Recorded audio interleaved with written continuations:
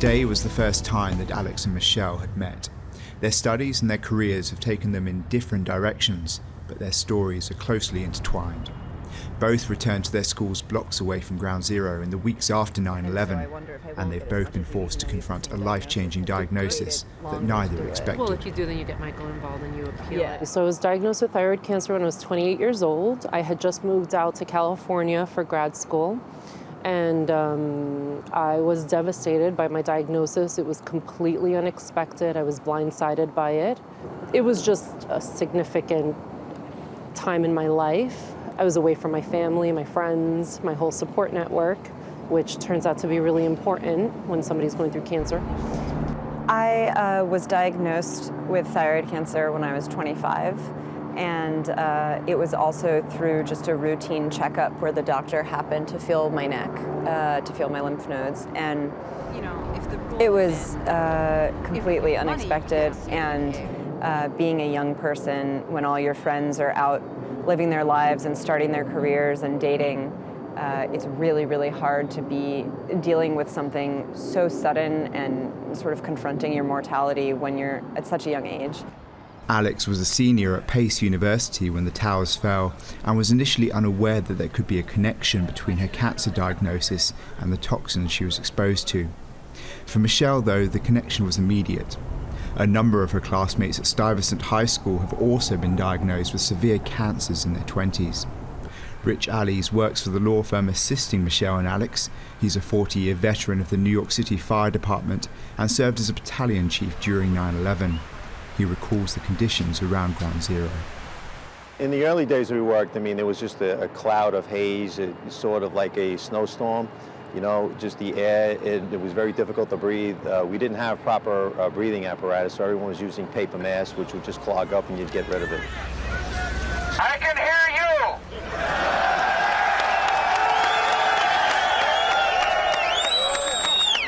I can hear you! The rest of the world hears you!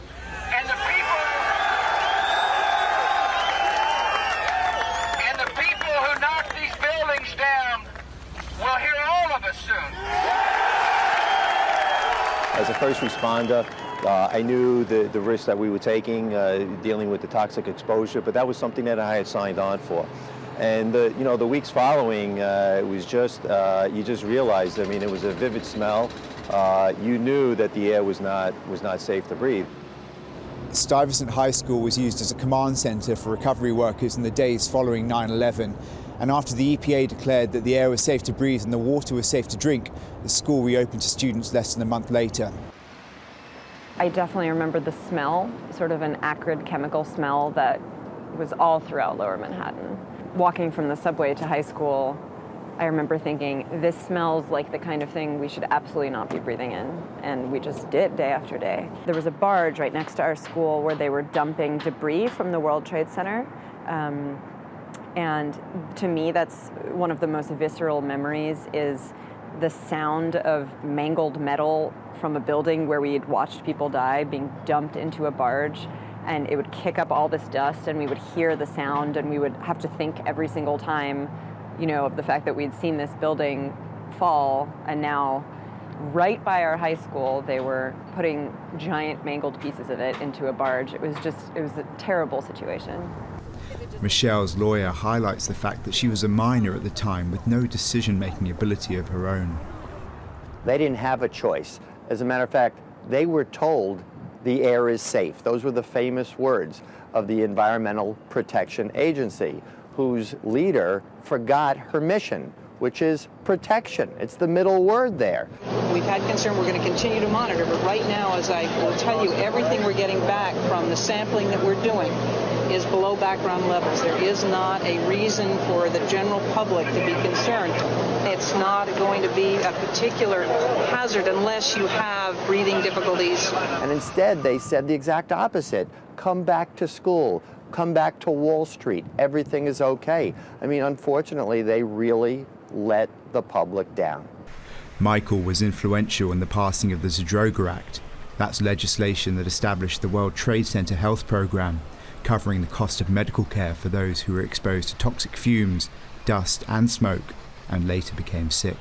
For Michelle and Alex, that's included a very specific type of treatment in order to destroy the cancer cells. I had radioactive iodine treatment, which is a very unusual treatment that people with thyroid cancer have, and unlike with radiation or chemotherapy, radioactive iodine treatment actually makes you radioactive and you have to be quarantined, and it is not only physically very frightening to sign a piece of paper saying, I allow this doctor to purposely contaminate me and make me radioactive, but psychologically, the toll that quarantine takes on you is quite severe. The isolation piece, when you take the radioactive iodine, that was devastating, to say the least. I mean, you can't interact with human beings. You have to be by yourself, take care of all your needs by yourself, and you know, you can't even be around your loved ones who are there to support you.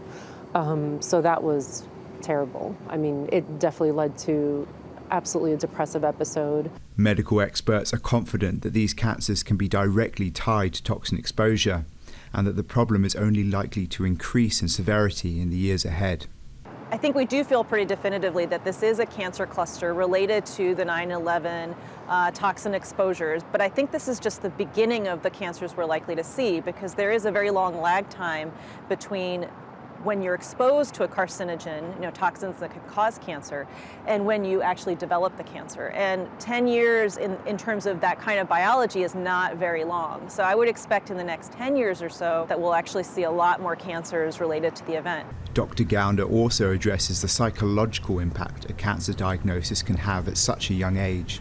Especially for two young women being diagnosed with cancer, you're having to think about, gosh, will I even have kids of my own, and what are the implications in terms of their risk of having cancer?